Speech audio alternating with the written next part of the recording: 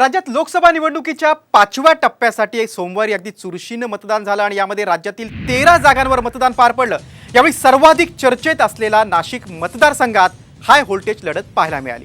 मात्र या मतदारसंघात गाजला तो कांदा प्रश्न आणि त्यामुळे कांदा कोणाचे वांदे करणार आणि त्यात गोडसे तरणार की वाजे हेच पाहायचंय। पाहूया या संदर्भातला एक खास रिपोर्ट। नाशिक दिंडोरीत कांदा कोणाला रडवणार?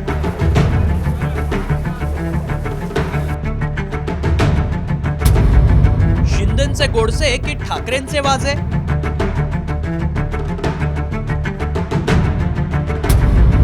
कांद्यामुळे कोणाचे वांदे, कोणाला फायदा?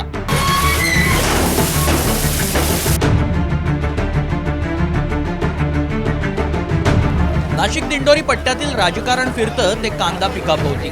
कांद्यामुळेच नाशिक मतदारसंघात हाय व्होल्टेज लढत पाहायला मिळाली।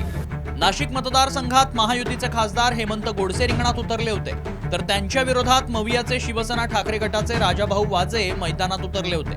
त्यामुळे मशाल विरुद्ध धनुष्यबाण या लढतीत कोणाची सरशी होणार आणि कांदा कोणाला रडवणार हे पाहावं लागेल।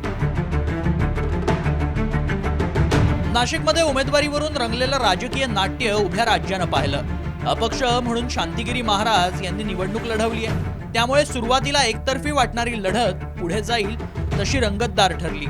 मराठा विरुद्ध ओबीसी वादात भुजबळांची अडचण होईल हे लक्षात येताच भुजबळांनीही माघार घेतली।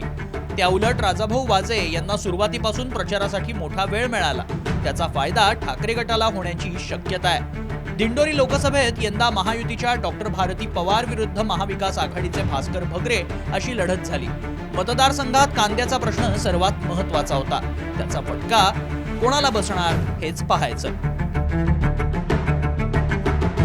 नाशिक दिंडोरीत शेतकऱ्यांचा कांद्याचा प्रश्न महत्त्वाचा आहे। निर्यात बंदी लागू झाल्यानं कांदा उत्पादक शेतकऱ्यांचं कंबरड मोडलंय। नाशिकमधील पंतप्रधान नरेंद्र मोदींच्या सभेवेळी याचा प्रत्यय आला होता।